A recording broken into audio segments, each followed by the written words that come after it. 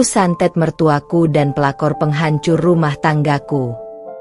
Terpaksa aku lakukan hal hina ini karena aku sudah tak tahan lagi dengan sikap mereka. Assalamualaikum warahmatullahi wabarakatuh. Selamat datang di LA Stories. Di balik senyuman ada air mata yang tak terlihat. Di balik tawa, ada kisah yang tak pernah diceritakan. Ini adalah LA Stories, tempat di mana kisah nyata jadi pelajaran, dan luka hati jadi kekuatan. Setiap cerita di sini bukan sekadar drama, tapi potongan hidup yang bisa jadi cermin untuk kita semua. Siapkan hatimu, karena apa yang kamu dengar bisa mengubah cara pandangmu selamanya. Ini bukan sekadar cerita. Ini adalah kenyataan yang belum tentu sanggup kamu jalani. Namaku Rani. Aku adalah istri sah dari Bayu, pria yang dulu bersumpah setia di hadapan Tuhan. Tapi semua berubah sejak ibunya, mertuaku, terlalu ikut campur dalam rumah tangga kami. Ia selalu merendahkanku, menuduhku pembawa sial, dan membuat Bayu perlahan menjauh. Puncaknya adalah saat pelakor bernama Intan, teman lama Bayu, muncul dan menghancurkan semua yang telah aku bangun. Dengan mulut manisnya, ia merebut suamiku, dan mertuaku justru mendukung perselingkuhan itu. Aku telah mencoba bersabar, tapi ketika kesabaranku dianggap kelemahan, aku pun memilih jalan terlarang. Ya, aku menyantet mereka, bukan karena aku kejam, tapi karena mereka yang lebih dulu menginjak harga diriku. Ini kisah balas dendam seorang istri yang tersakiti, dan bagaimana ia memilih kegelapan demi mempertahankan kehormatannya. Penasaran dengan akhir ceritanya? Apakah balas dendam Rani akan membawa keadilan atau justru malapetaka? Tulis pendapatmu di kolom komentar. Jangan lupa like kalau kamu benci pelakor mertua toksik. Subscribe untuk cerita-cerita lebih seru dan penuh emosi lainnya. Share ke temanmu yang harus tahu bahwa diamnya istri bukan berarti lemah. Namaku Rani Ayuning Tias. Usia 30 tahun. Aku hanyalah perempuan biasa, bukan dari keluarga kaya, bukan pula berpendidikan tinggi. Tapi aku punya hati yang tulus, cinta yang setia, dan pengorbanan yang tak terhitung untuk keluargaku, terutama untuk suamiku, Bayu. Kami menikah 5 tahun lalu, setelah melalui perjuangan panjang meyakinkan keluarganya, terutama ibunya, Bu Murni, mertuaku yang sejak awal tidak pernah menyukaiku. Alasannya? Karena aku bukan dari kalangan berada, dan hanya lulusan SMA. Baginya, aku tidak pantas mendampingi putranya yang seorang manajer muda di perusahaan swasta. Tapi aku yakin, cinta bisa menaklukkan segalanya. Maka aku bertahan. Aku buktikan bahwa aku bisa jadi istri yang baik. Bangun paling pagi, tidur paling akhir, memasak, mencuci, melayani suami, dan menjaga rumah tetap rapi meski tanpa bantuan siapapun. Namun semakin aku berusaha, semakin mertuaku memandangku rendah. Di hadapan suamiku, ia bersikap manis. Tapi di belakangnya, lidahnya lebih tajam dari pisau. Setiap kali kami pulang ke rumah mertua, hatiku selalu penuh luka. Kata-katanya bukan lagi teguran, tapi penghinaan. Lalu datanglah Intan, perempuan dari masa lalu Bayu yang katanya hanya teman SMA. Perempuan itu datang dengan senyum manis, tubuh seksi, dan tutur kata yang membuat siapapun luluh. Mertuaku langsung menyambutnya seperti calon menantu impian. Aku tahu ada yang salah. Bayu mulai sering pulang malam, lebih banyak menghabiskan waktu di luar, dan saat di rumah pun hanya sibuk dengan ponsel. Aku mencoba diam, berdoa, menangis, tapi tidak ada yang berubah. Sampai pada titik di mana aku tak bisa lagi membedakan mana yang benar dan mana yang salah. Aku, Rani, istri yang dulu percaya pada cinta dan kebaikan, kini berubah menjadi wanita yang dipenuhi luka, amarah, dan dendam. Dan disinilah semuanya dimulai. Hari itu, langit mendung, tapi hatiku jauh lebih kelabu. Aku duduk sendiri di meja makan. Makanan yang kusiapkan sejak sore, sup ayam kesukaan Bayu, sambal terasi, dan tumis kangkung, masih utuh.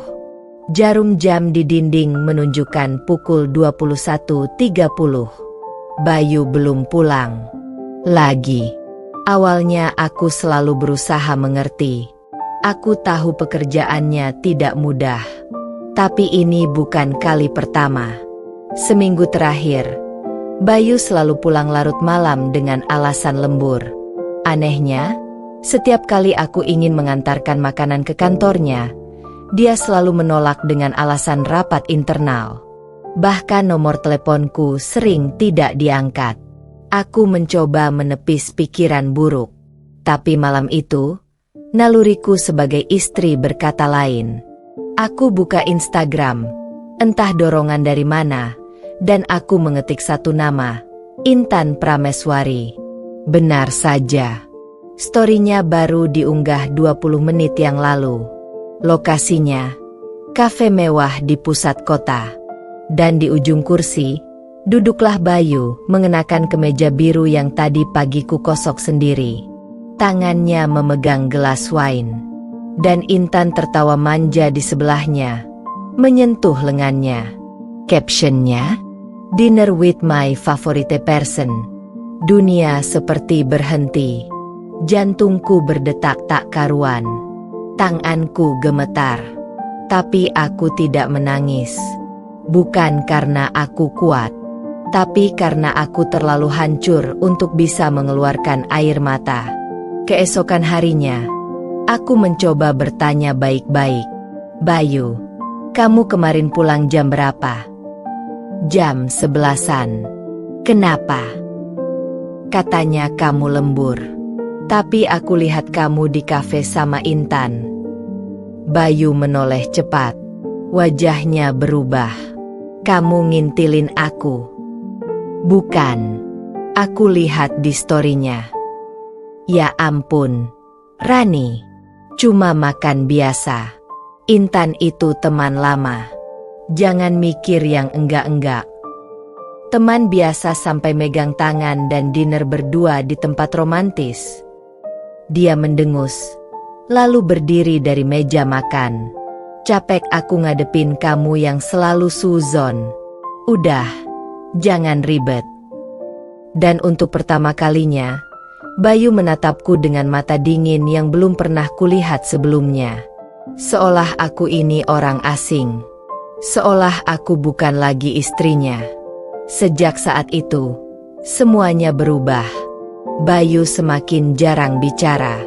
Kalau di rumah, dia lebih banyak di kamar, main ponsel atau langsung tidur. Dan setiap kali mertuaku datang, ia semakin menjadi-jadi. Makanya, perempuan itu harus bisa jaga suami. Kalau suami lari ke perempuan lain, ya salah istrinya lah. Suami itu butuh hiburan, bukan istri yang bau dapur tiap hari. Kalimat itu Bu Murni ucapkan sambil menatapku tajam. Intan yang kebetulan datang ke rumah malah disambut dengan pelukan hangat dan teh manis oleh mertuaku sendiri. Seolah aku tak lagi dianggap menantu. Aku hanya diam. Tapi dalam hati, ada sesuatu yang perlahan tumbuh. Bukan sekadar sakit, bukan sekadar kecewa, tapi amarah yang tak bisa lagi ditahan. Jika dunia mempermainkanku, maka aku akan memainkan dunia dengan caraku sendiri. Sudah 3 bulan berlalu sejak malam itu. 3 bulan aku hidup dalam rumah yang terasa seperti neraka. Bayu bukan lagi suami yang dulu ku cintai. Ia kini lebih sering keluar rumah daripada tinggal bersamaku. Dan ketika pulang pun, Yang kudapat hanya tatapan kosong dan sikap acuh tak acuh. Aku tahu pasti kemana ia pergi. Ke rumah Intan. Mertuaku, Bu Murni, malah mendukungnya. Bahkan pernah kudengar dengan telingaku sendiri saat beliau berkata kepada Bayu, "Kalau kamu lebih cocok sama Intan, kenapa harus bertahan sama Rani? Kamu tuh masih muda, masih bisa cari yang lebih dari dia. Gak usah kasihan sama istri model begitu." Aku berdiri di balik pintu saat itu. Lututku lemas. Tapi aku tak lagi menangis. Tidak, air mataku sudah kering. Sore itu, aku duduk di ruang tamu rumah. Lampu belum kutialakan. Aku hanya menatap nanar keluar jendela. Seorang tetanggaku, Bu Sumini, datang diam-diam menghampiriku. Ia tetangga yang sering melihat kesepianku dari kejauhan, tapi tak pernah bertanya secara langsung, sampai hari itu. "Rani, aku tahu kamu kuat, tapi kamu juga manusia. Kalau kamu capek, kamu berhak melawan."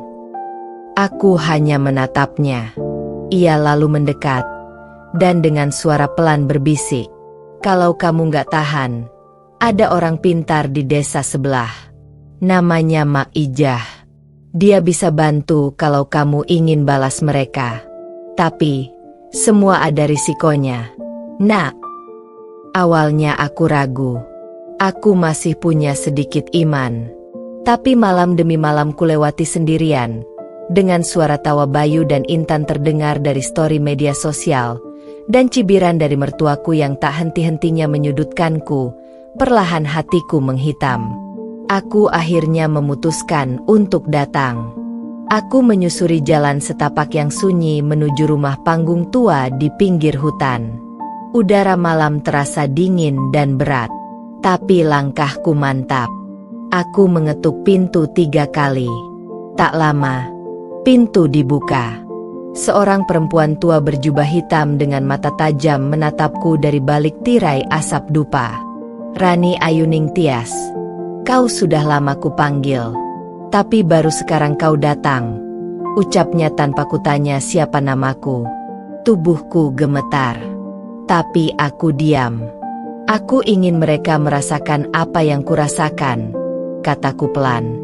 "Aku ingin Bayu, Intan, dan mertuaku hancur. Bukan mati, tapi hidup mereka jadi neraka, seperti aku." Mak Ijah tertawa kecil. Lalu ia berjalan ke dalam, mengambil mangkuk tanah liat dan mencelupkan tangannya ke dalam cairan hitam pekat.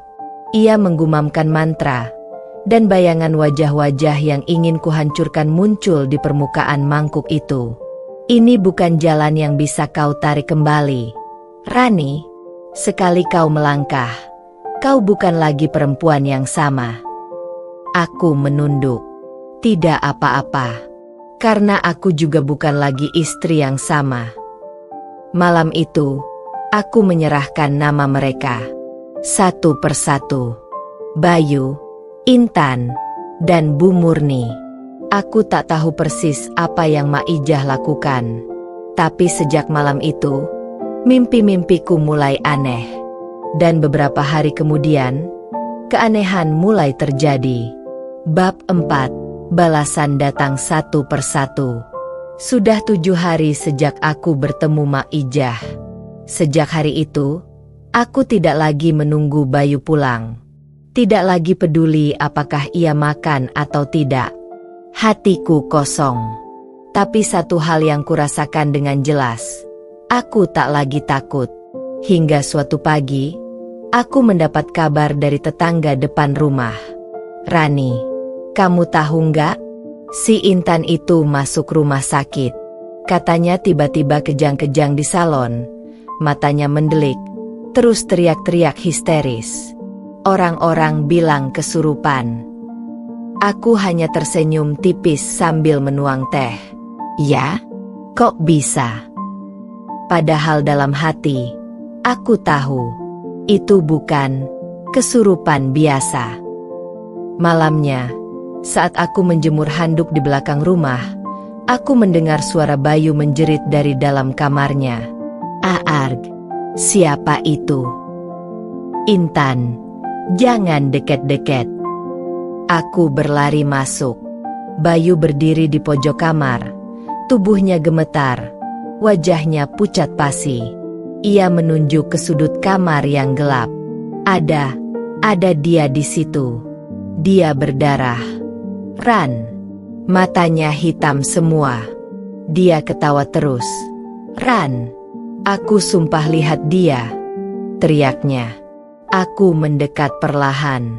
Tapi tak ada siapa-siapa di sana. Hanya angin yang berhembus pelan dan bau bunga melati samar-samar. Bayu jatuh terduduk, menangis seperti anak kecil. Aku menatapnya dari atas. Dalam hati, aku berkata, "Rasakan, Bayu, itu baru permulaan." Hari ke-10. Bu Murni datang ke rumah, tapi tidak seperti biasanya yang datang dengan nada tinggi dan gaya sok kuasa. Kali ini ia datang dalam kondisi lusuh, rambut acak-acakan, dan ada luka cakaran panjang di lehernya. "Ran, bantuin ibu." "Ya, tolong." Aku hanya berdiri membisu di depan pintu. Ada yang ikut ibu dari 2 hari lalu. Malam-malam, ibu didatangi perempuan berkebaya putih, rambut panjang, kuku panjang. Dia duduk di pinggir kasur ibu dan ketawa terus-terusan. Setiap malam. Aku pura-pura terkejut. "Perempuan? Siapa?" "Ibu nggak tahu, Ran. Tapi dia bilang begini, kau ikut memupuk dosa anakmu, maka kau kutanamkan azabnya juga." "Ibu takut, Ran. Ibu mohon, kalau ibu pernah salah, maafkan." Aku menatapnya tajam. Wajahnya pucat dan benar-benar ketakutan. Suaranya tak seperti Bu Murni yang biasanya angkuh. Kali ini, ia lemah, tak berdaya. Dan entah mengapa, aku tak merasakan iba. Malam itu, aku kembali ke kamar dan menyalakan lilin di meja. Kuambil kertas kecil yang diberikan Mak Ijah, bertuliskan mantra dan doa pelindung. Bukan untuk mereka, tapi untukku, agar tak terseret dalam amarah yang kusulut sendiri. Aku membaca pelan-pelan sambil membayangkan wajah Intan yang sekarang terbaring di rumah sakit jiwa, Bayu yang tak berani tidur tanpa lampu menyala, dan Bu Murni yang tak bisa lagi mengangkat dagu di depan para tetangga karena desas-desus telah menyebar. Tapi di tengah semua itu, satu pertanyaan mulai menggangguku. Apa aku akan berhenti sampai di sini? Atau apa aku mulai menyukai kekuasaan ini? Pagi itu, aku terbangun dengan tubuh lemas, dahi basah oleh keringat dingin, dan nafasku memburu. Dalam mimpiku, aku berada di tengah api yang membakar rumah. Terdengar suara tangisan, tawa sinis, dan bisikan samar. "Kau sudah memilih jalan ini, Rani. Tak bisa kembali." Aku terduduk, jantungku berdetak keras. Kudekap tubuh sendiri, mencoba meyakinkan diriku bahwa semuanya hanya mimpi. Tapi tubuhku mulai menunjukkan tanda-tanda aneh. Rambutku mulai rontok dalam jumlah tak wajar. Pundakku pegal terus-menerus, dan malam-malamku tak lagi tenang. Apakah ini efek samping dari apa yang kulakukan? Siang itu, aku kembali ke rumah Mak Ijah. Ia sudah menungguku di beranda rumahnya dengan mata tajam dan senyum tipis. "Mak, kenapa aku mulai merasa aneh? Aku mimpi buruk terus, rambutku rontok, dan pundakku sakit." Mak Ijah hanya mengangguk pelan. "Kau sudah membuka gerbang yang tak bisa ditutup sembarangan, Rani. Energi dendammu mengikat bukan hanya mereka, tapi juga dirimu. Kau harus kuat, atau kau akan dimakan oleh kuasa yang kau panggil sendiri." Aku menelan ludah. Tubuhku gemetar. Apakah aku bisa berhenti? Mak Ijah menatapku dalam. Kau bisa. Tapi luka sudah tertanam. Apa kau siap memaafkan? Pertanyaan itu membungkamku. Memaafkan? Setelah semua yang mereka lakukan padaku? Setelah diselingkuhi, dihina, dan ditelantarkan? Aku tak menjawab. Karena jawabannya pun belum kutemukan dalam diriku sendiri. Di sisi lain, keadaan mereka semakin memburuk. Intan sudah hampir sebulan di rumah sakit jiwa. Ia tidak bisa tidur karena mengaku selalu melihat bayangan wanita berambut panjang mencakar wajahnya setiap malam. Dokter menyarankan terapi jangka panjang. Keluarganya mulai malu dan menjauh. Bayu, ia sudah tidak bekerja. Dikeluarkan karena perilakunya yang semakin tak stabil. Sering melamun di kantor, ketakutan tanpa sebab, bahkan pernah meneriaki temannya karena mengira sedang diikuti sosok hitam.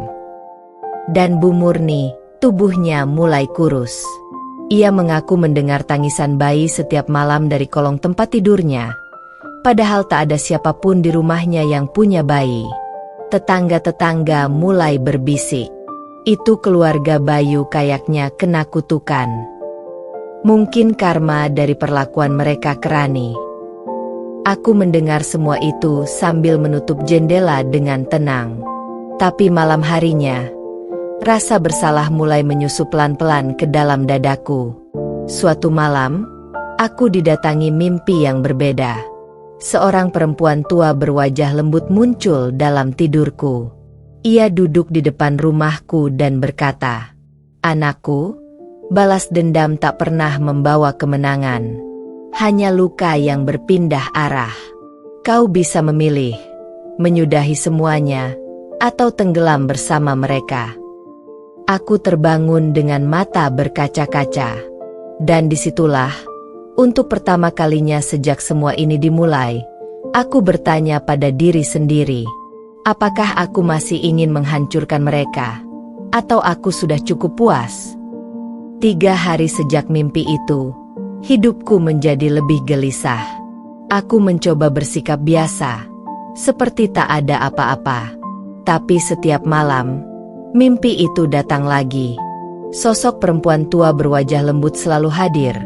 Duduk diam di beranda, memandangku tanpa berkata sepatah kata pun. Namun pandangannya menyeratkan satu hal, peringatan. Aku mulai ketakutan. Bukan karena hantu atau makhluk-makhluk gelap itu, tapi karena hatiku sendiri yang mulai goyah. Apa aku sudah berubah jadi seperti mereka? Kejam, dingin, tak punya hati. Hari itu aku memutuskan untuk kembali ke rumah Mak Ijah. Ia sedang menyapu halaman saat aku datang. Tapi sebelum aku sempat bicara, ia langsung menatapku tajam. "Kau didatangi sosok perempuan tua?" "Ya." Aku terdiam. Itu pertanda. Dendam yang kau lepaskan sudah terlalu lama mengendap, dan mulai membusuk di dalam dirimu sendiri. Jika tak kau cabut sekarang, maka bukan hanya mereka yang akan jatuh, tapi juga kau. Bagaimana caranya menghentikannya? "Mak?" Suaraku bergetar. Mak Ijah diam beberapa saat. Kemudian ia mengambil sebuah mangkuk tanah liat dari dalam rumahnya. Di dalamnya ada kembang 7 rupa, air dari 7 sumur, dan seutas benang merah. "Ambil ini. Siramkan di depan rumah mereka satu persatu. Tapi ingat, jika kau masih punya niat buruk di dalam hatimu saat melakukannya, maka itu tak akan bekerja. Bahkan bisa berbalik." Aku mengangguk. Malamnya, dengan langkah berat dan hati penuh keraguan, aku membawa mangkuk itu menuju rumah Bayu lebih dulu. Rumah Bayu tampak gelap dan sepi. Aku berdiri di depan gerbang rumah itu. Tangan gemetar saat menggenggam mangkuk kecil itu. "Bayu, kamu sudah menghancurkan aku. Tapi cukup sampai di sini. Aku ingin hidup tenang. Aku menuangkan air itu ke tanah. Saat air menyentuh tanah, hembusan angin dingin melintas, dan lilin dalam mangkuk tiba-tiba padam. Aku menahan napas. Dalam hati, aku membaca istighfar. Sungguh, ini bukan cara yang benar. Tapi aku harus menyelesaikan apa yang sudah kumulai. Malam itu aku lakukan hal yang sama di rumah Bu Murni dan di gerbang rumah sakit tempat Intan dirawat. Dan setiap kali air menyentuh tanah, angin dingin selalu menyapu kulitku, seolah alam mendengarkan pengakuan hatiku. Namun semua tidak berakhir begitu saja. Malam ketiga setelah ritual itu, aku terbangun karena mendengar tangisan dari dalam rumahku sendiri. Tangisan itu lirih, memilukan, seperti suara anak kecil yang terluka. Aku mengikuti suara itu sampai ke ruang tamu, dan di sanalah aku melihat anak kecil berpakaian putih duduk membelakangiku. "Siapa kamu?" tanyaku dengan suara nyaris tak terdengar. Anak itu tak menjawab, tapi perlahan ia menoleh. Dan wajahnya adalah wajahku saat kecil. "Jangan lupa siapa kamu, Rani. Jangan jadi mereka." Aku menjerit, lalu segalanya gelap. Keesokan paginya, aku terbangun di depan pintu rumah. Tapi ada yang berbeda. Udara pagi terasa ringan. Burung-burung berkicau. Tak ada rasa berat, tak ada rasa takut. Aku berdiri, menatap matahari pagi, dan untuk pertama kalinya dalam beberapa bulan, aku menangis bukan karena sakit tapi karena lega. Sudah sebulan sejak malam di mana aku menyiramkan air pemutus niat jahat di depan rumah Bayu, Bu Murni, dan Intan. Sejak hari itu, aku tak lagi melihat bayangan gelap, tak lagi mendengar suara tangisan atau tertawa cekikikan di pojok kamarku. Hidupku mulai terasa tenang. Tapi kedamaian ternyata tidak datang tanpa bayaran. Hari itu aku menerima kabar, Bayu mengalami kecelakaan. Motornya menabrak pohon besar saat hendak menjemput ibunya dari rumah dukun lain. Kakinya patah, dan yang lebih mengejutkan, ia kehilangan penglihatan sementara. Tanganku gemetar mendengar kabar itu dari tetanggaku. Aku tidak tahu harus merasa lega atau sedih. Mungkin ini bukan bagian dari santet. Mungkin ini takdir. 2 hari kemudian, aku menerima tamu tak terduga. Seorang wanita paruh baya, berpakaian sederhana, datang mengetuk pintu rumahku. Saat kubuka pintu, mataku terbelalak. Itu Bu Murni. Namun, bukan wajah angkuh seperti biasanya yang kutemui. Kali ini ia datang dengan wajah pucat, tubuh kurus, dan mata sembab. "Rani, boleh aku bicara sebentar?" Aku mengangguk pelan. Kami duduk di ruang tamu, suasananya canggung dan penuh tekanan. Aku tidak tahu harus mulai dari mana. Tapi, aku datang bukan untuk marah. Aku hanya minta maaf. Aku menoleh menatapnya, tidak percaya. Untuk pertama kalinya, wanita itu, yang dulu menyebutku wanita tak berguna, malas, dan tak pantas jadi istri anaknya, kini menunduk di depanku. Aku salah sudah ikut campur terlalu jauh. Aku pikir aku melindungi Bayu, padahal aku menghancurkan rumah tangganya sendiri. Aku hanya bisa mengangguk pelan. Suara di hatiku berteriak ingin marah. Namun satu bagian kecil berkata, "Inilah yang kau tunggu selama ini." Pengakuan, penyesalan. 3 hari setelah pertemuan itu, sesuatu yang lebih mengejutkan terjadi. Aku sedang menyiram tanaman ketika seseorang datang ke rumah. Langkahnya pelan, tertatih. Wajahnya lebih tirus. Jenggot mulai tumbuh tak beraturan. Dia, Bayu. "Rani, aku tahu aku tak pantas ada di sini. Tapi aku datang bukan untuk meminta kembali. Aku cuma minta maaf." Nafasku tercekat. Laki-laki yang dulu menyakiti dan mengkhianatiku kini berdiri di depanku dengan mata sembab, tubuh lemas, dan suara yang hilang wibawanya. Intan sudah dibawa ke pesantren untuk pengobatan jiwa. Dan aku sekarang buta. Mungkin bukan selamanya, kata dokter. Tapi mungkin ini balasan atas apa yang kulakukan. Aku menghela napas panjang. Bayu, kamu tahu betapa aku ingin mendengar kata itu sejak dulu? Tapi kamu datang setelah semuanya hancur. Setelah aku kehilangan kepercayaan, harga diri, dan seluruh cinta yang aku beri. Bayu menunduk. Tidak ada pembelaan. Tidak ada dalih. Aku tahu. Karena itu aku tak akan memaksa. Tapi biarkan aku menebusnya. Walau hanya dengan menjadi manusia yang lebih baik. Malam itu aku menangis. Lagi. Bukan karena luka. Tapi karena beban dendam yang perlahan benar-benar melepaskanku. Aku duduk di kamar. Menatap langit malam dari balik jendela. Tuhan, jika ini harga dari kedamaian, aku terima. Tapi jangan biarkan aku kembali tenggelam dalam gelapnya kebencian. Sudah seminggu sejak Bayu datang menemuiku. Setiap hari aku duduk di ruang tamu, menatap sepi, mencoba merangkai ulang perasaanku sendiri. Hati kecilku masih luka, tapi luka itu mulai mengering. Tidak, bukan karena aku sudah melupakan, tapi karena aku belajar melepaskan. Namun hidup, seperti biasa, tidak pernah berhenti memberi ujian. Hari itu, aku menerima telepon dari seseorang yang tak kusangka akan menghubungiku. Intan. Rani, aku tahu aku tidak punya hak bicara padamu. Tapi, aku minta waktumu. Kumohon. Suara di seberang sana terdengar pelan dan bergetar. Untuk sesaat aku ingin menutup telepon itu, membiarkannya menghilang seperti dia menghilangkan kepercayaanku dulu. Tapi, aku tak melakukannya. Baik, temui aku di taman dekat rumah. Jam 5 sore. Taman sore itu lengang.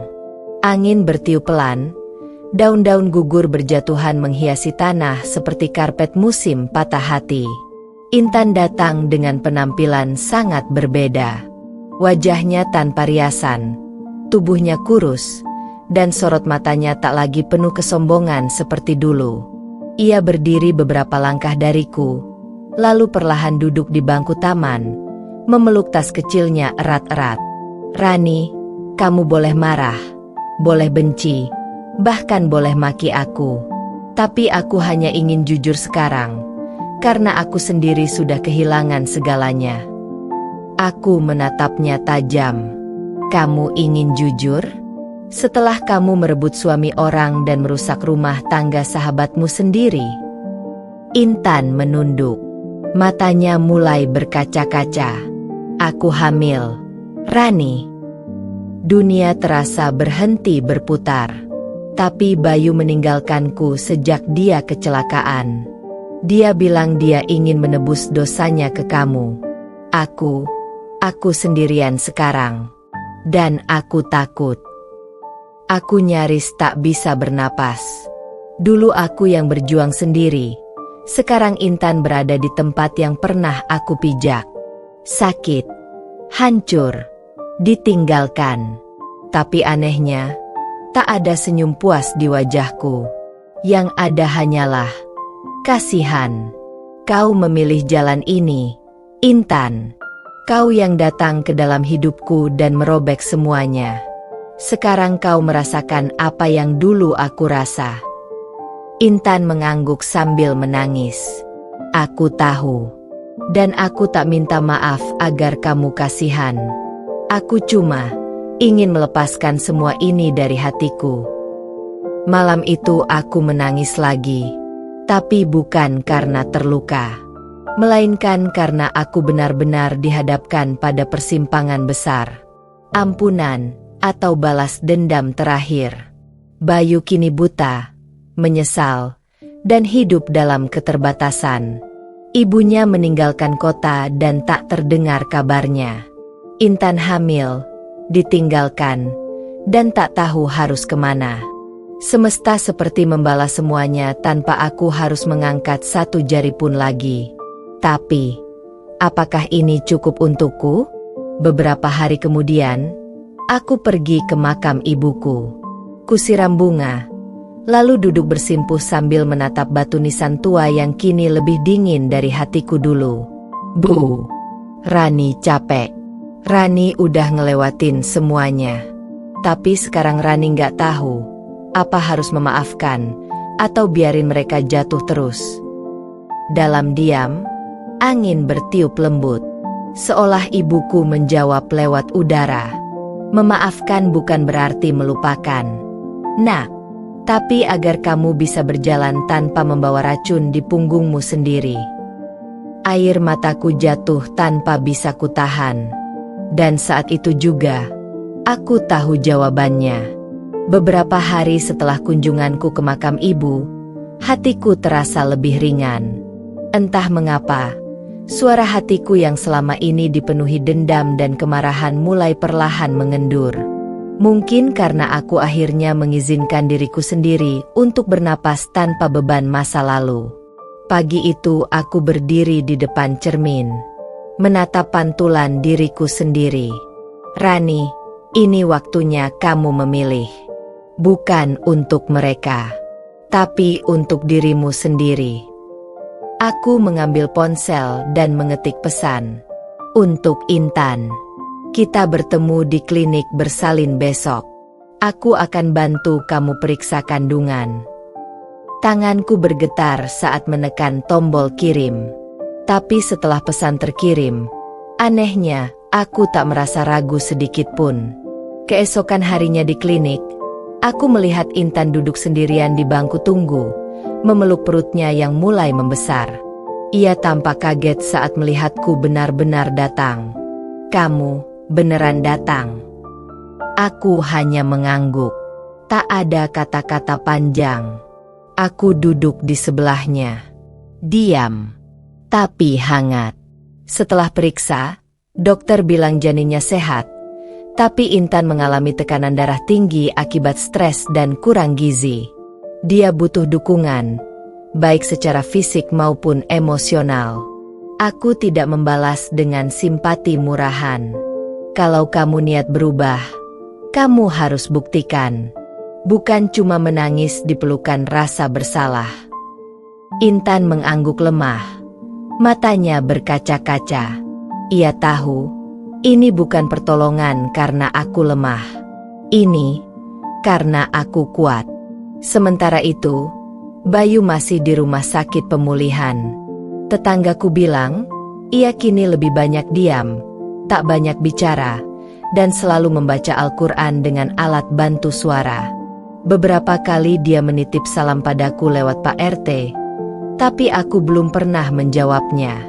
Sampai akhirnya, aku mendapat sepucuk surat dari Bayu. Tulis tangan. Rani, terima kasih sudah mengizinkan aku berbicara waktu itu. Aku tidak akan memaksa. Aku hanya ingin kamu tahu.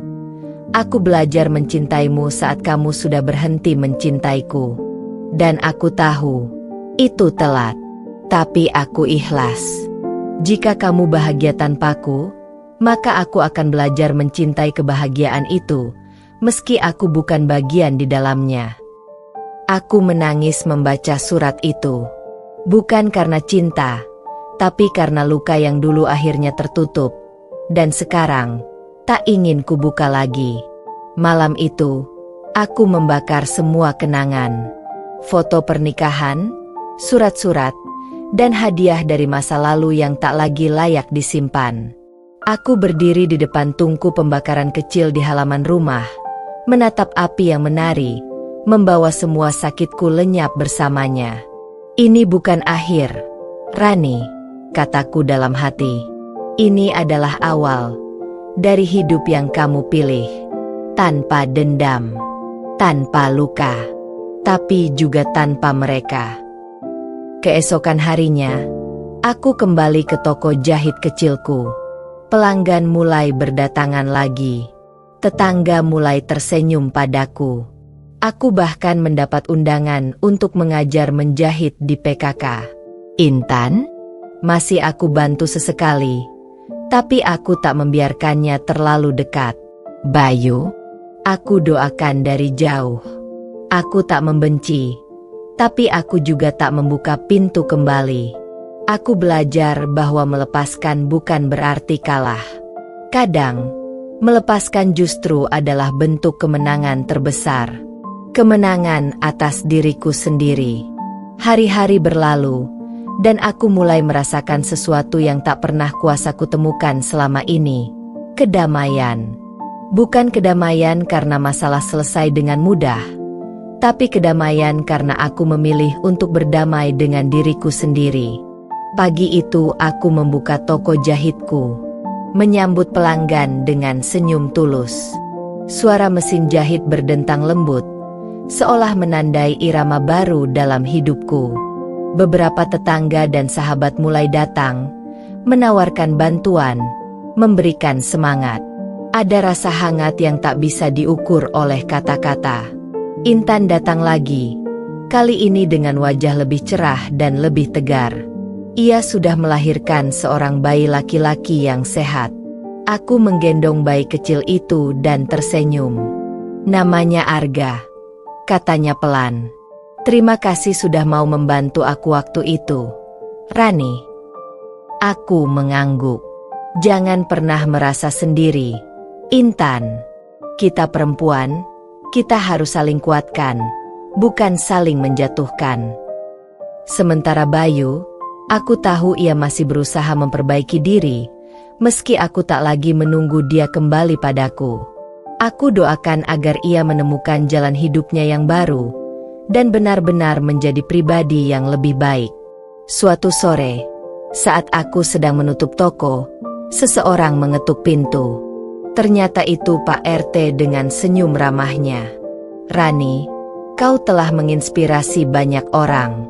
Maukah kau membantu mengajar menjahit di pusat komunitas kita? Aku tersenyum lebar. Tentu, Pak.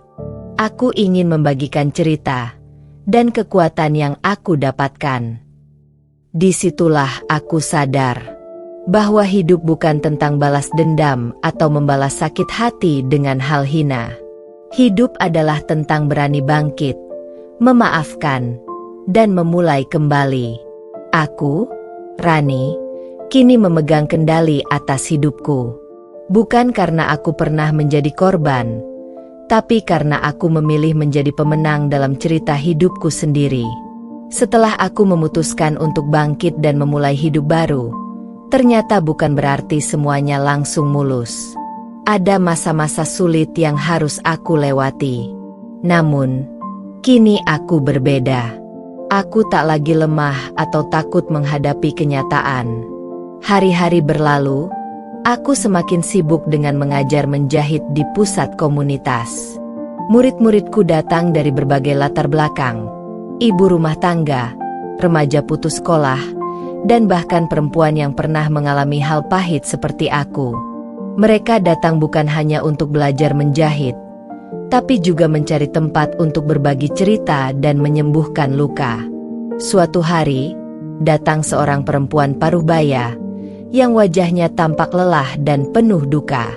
Ia bercerita bahwa ia baru saja mengalami perceraian yang menyakitkan dan merasa hidupnya hancur.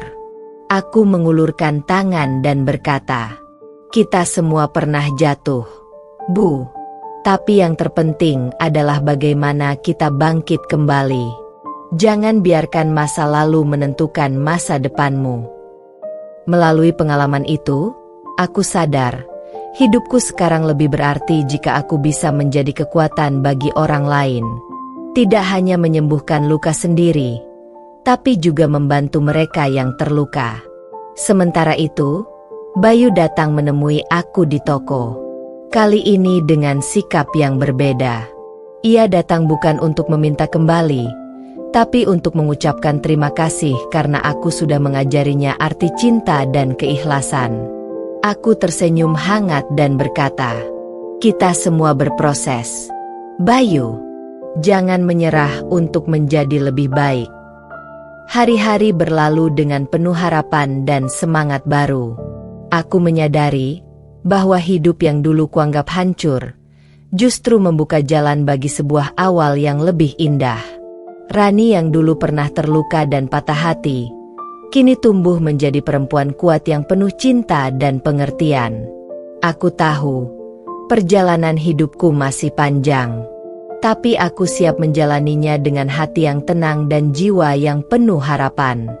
Seiring berjalannya waktu, toko jahit kecil milikku mulai menarik perhatian lebih banyak orang. Bukan hanya karena hasil jahitanku yang rapi, tapi juga karena aku mulai mengajak perempuan-perempuan sekitar yang pernah mengalami kesulitan dalam rumah tangga, seperti ibu-ibu single parent, korban kekerasan, dan mereka yang ingin mandiri. Aku membuka kelas menjahit gratis, sekaligus membentuk komunitas kecil yang saling mendukung. Bersama mereka, aku merancang produk-produk unik, mulai dari pakaian sampai aksesori, yang kemudian kami jual bersama. Salah satu muridku, Bu Sari, ibu tunggal yang juga korban KDRT, pernah berkata, "Rani, kau bukan hanya mengajari kami menjahit, tapi juga memberi harapan baru." Mendengar itu, hatiku terasa penuh.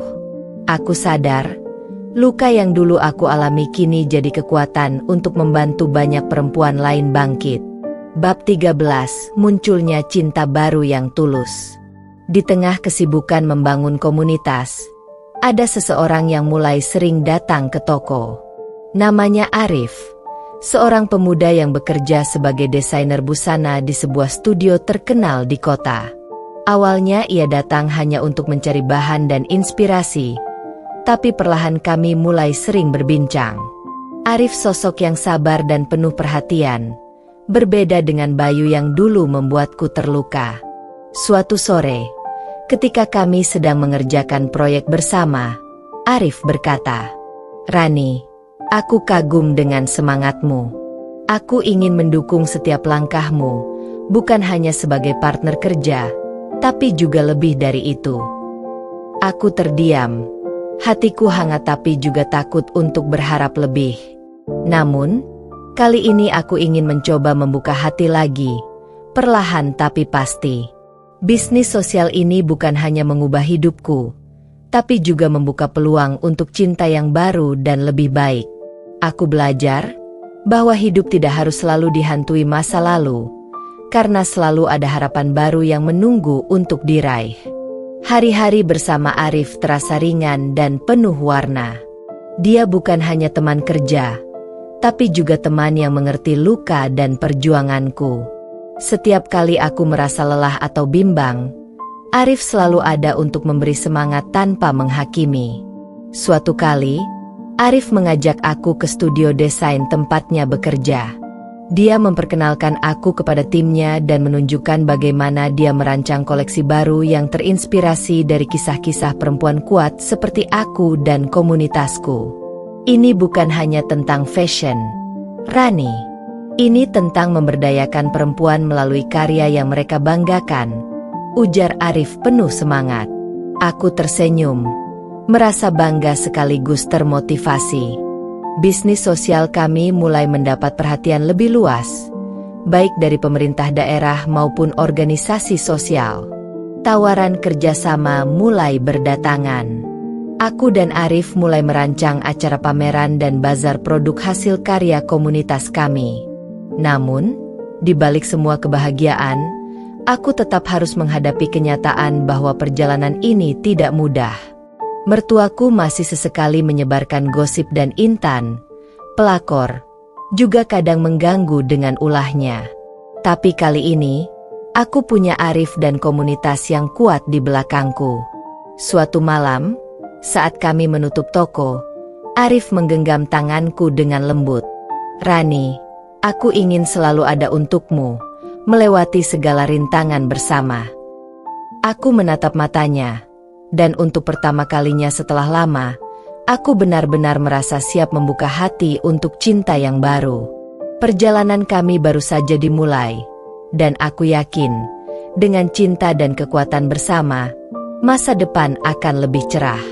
Seiring waktu berjalan, kehadiran Arif di hidupku bukan hanya sebagai teman dan partner bisnis, tapi mulai mengisi ruang-ruang kosong di hati yang dulu terluka. Suatu sore, saat kami sedang menatap produk di toko, Arif tiba-tiba berhenti dan memandangku lama. "Rani, aku tahu kau pernah terluka. Aku juga punya masa lalu yang tak selalu mudah. Tapi aku ingin kau tahu, aku ingin menjadi alasan senyummu, bukan air matamu." Aku terdiam. Jantungku berdetak kencang. Kata-katanya membuat segala ketakutan dan ragu sedikit demi sedikit mencair. Malam itu, di bawah cahaya temaram, kami duduk berdua di teras toko. Arif menggenggam tanganku dengan lembut. Aku tak mau kita melewatkan waktu ini tanpa mengatakan apa yang kurasakan.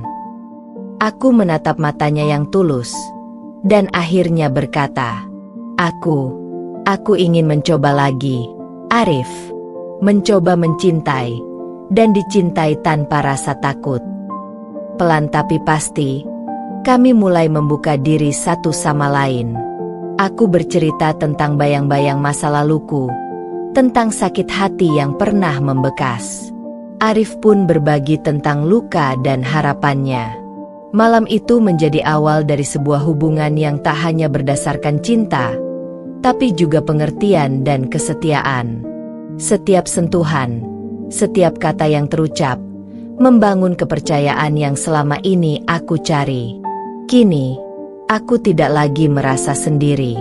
Ada seseorang yang siap berjalan bersamaku, menguatkan, dan menerima aku apa adanya. Setelah memutuskan untuk membuka hati, aku dan Arif menjalani hari-hari dengan penuh kebahagiaan sederhana. Kami saling melengkapi dan menyemangati dalam segala hal, baik dalam bisnis maupun kehidupan pribadi. Setiap pagi, kami mulai dengan sarapan bersama di toko jahit, sambil membicarakan rencana dan impian komunitas kami. Suara mesin jahit dan tawa teman-teman komunitas menjadi musik pengiring hari-hari kami. Arif selalu membuatku merasa istimewa, dengan kejutan kecil seperti kopi favorit atau secarik surat cinta yang ia tinggalkan di meja kerjaku. Suatu hari, ketika aku lelah setelah seharian mengajar menjahit, Arif menggendongku dan berkata dengan senyum hangat, "Istirahatlah, aku yang urus semuanya sebentar." Aku tertawa, merasa sangat dicintai dan dihargai. Malamnya, kami sering duduk bersama di bawah langit penuh bintang, membicarakan masa depan yang cerah.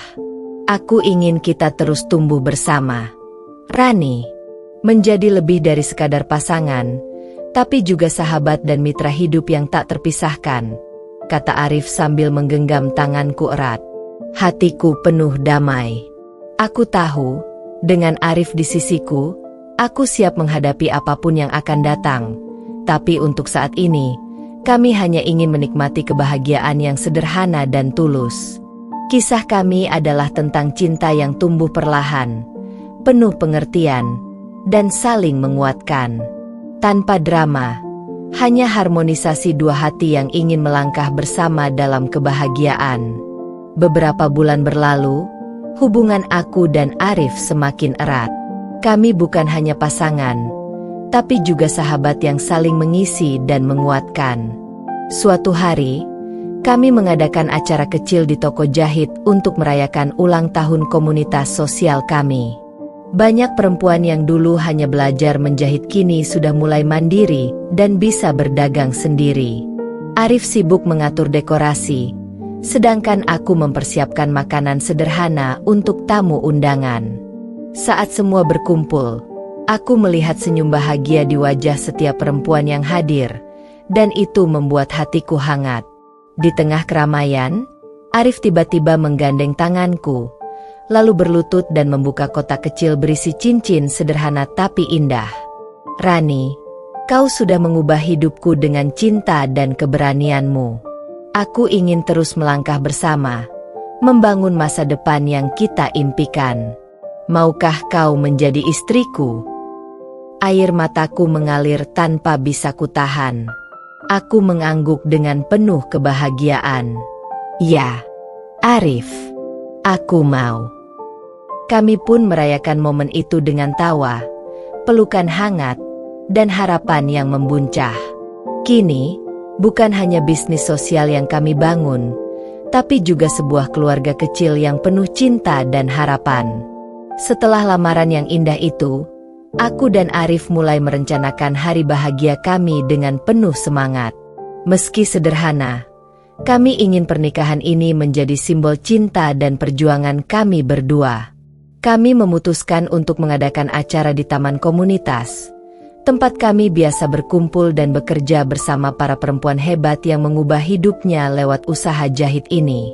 Semua orang dari komunitas hadir, membawa sukacita dan doa yang tulus. Persiapan berjalan lancar, dengan bantuan teman-teman dan para murid jahitku yang dengan senang hati membantu membuat dekorasi, menjahit baju pengantin, hingga menyiapkan hidangan. Hari pernikahan pun tiba. Aku mengenakan gaun putih sederhana hasil jahitanku sendiri, sementara Arif tampil rapi dengan jas yang ia pilih khusus. Saat kami mengucapkan janji di hadapan keluarga dan sahabat, aku merasa bahagia dan penuh rasa syukur. Rani, aku berjanji akan selalu menjadi pendampingmu dalam suka dan duka, mendukung impianmu, dan mencintaimu sepenuh hati, ucap Arif dengan suara mantap. Aku membalas dengan penuh keyakinan. Aku juga berjanji akan selalu menjadi teman sejatimu, dan menjalani hidup ini bersama dengan cinta dan pengertian. Setelah akad, kami disambut dengan tepuk tangan hangat dan pelukan penuh kasih dari semua yang hadir. Rasanya seperti mimpi yang menjadi kenyataan. Kini, bab baru dalam hidupku dimulai. Bersama Arif, aku siap menjalani kisah cinta yang tak hanya romantis, tapi juga penuh makna dan kekuatan. Setelah menikah, aku dan Arif memulai kehidupan rumah tangga kami dengan penuh rasa syukur dan kebahagiaan sederhana. Kami tinggal di rumah kecil yang hangat, tidak jauh dari komunitas jahit yang aku dirikan. Setiap pagi, kami saling menyapa dengan senyum dan ciuman ringan sebelum memulai aktivitas masing-masing. Arif tetap bekerja di studio desain, sementara aku mengelola usaha jahit dan membimbing para perempuan di komunitas. Meskipun kesibukan tak pernah berhenti, kami selalu menyediakan waktu untuk satu sama lain. Malam hari, kami sering duduk bersama sambil berbagi cerita tentang harapan, tantangan, dan impian yang ingin kami capai. Aku bersyukur punya kamu, Rani. Bersamamu, aku merasa menjadi lebih baik setiap hari, kata Arif sambil menggenggam tanganku. Aku tersenyum hangat, merasa sangat dicintai dan dihargai. Selain itu, kami juga rajin mengikuti kegiatan sosial bersama komunitas. Kami percaya bahwa kebahagiaan sejati bukan hanya soal berdua, tapi juga berbagi dan membantu sesama. Suatu hari, komunitas kami mengadakan pelatihan khusus untuk para ibu yang ingin mandiri secara ekonomi. Arif dan aku ikut terlibat sebagai pengajar dan motivator. Melihat wajah-wajah penuh harap dari para ibu itu membuat kami semakin yakin bahwa kami sedang menjalani jalan yang benar. Meski tak sempurna, rumah tangga kami penuh cinta, saling pengertian, dan semangat untuk terus tumbuh bersama. Waktu berjalan begitu cepat. Kebahagiaan kecil kami bertambah saat aku dan Arif dikaruniai seorang putri yang cantik dan ceria. Kehadirannya membawa warna baru dalam hidup kami dan semakin mempererat ikatan kami. Kami menamai putri kami, Aira, yang artinya angin yang membawa harapan. Sejak kecil, Aira tumbuh dikelilingi cinta, tawa, dan nilai-nilai kebersamaan yang kami tanamkan dari rumah. Meski menjadi ibu dan istri membuat rutinitasku bertambah, aku tetap bersemangat mengembangkan bisnis sosial kami. Bersama Arif, kami selalu berusaha menyeimbangkan waktu antara keluarga dan usaha, agar keduanya berjalan harmonis. Komunitas jahit yang dulu hanya bermula dari keinginan sederhana kini berkembang pesat dan mampu memberdayakan ratusan perempuan di sekitar kami. Banyak dari mereka yang kini mampu mandiri secara ekonomi dan meningkatkan kualitas hidup keluarganya. Melihat hal itu, aku merasa bangga dan bahagia. Usahaku bukan hanya untuk keluarga kecilku, tapi untuk banyak keluarga lain yang butuh harapan dan kesempatan. Di setiap langkah, Arif selalu ada di sisiku, menjadi partner yang setia, pendukung terkuat, dan cinta sejati. Kami berdua percaya, perjalanan ini bukan hanya tentang mengubah hidup kami sendiri, tapi juga tentang mewariskan harapan dan kekuatan bagi generasi berikutnya. Akhirnya, kisahku bukan lagi tentang kesakitan dan perjuangan sendirian, tapi tentang cinta, pengertian, dan sebuah keluarga yang kuat.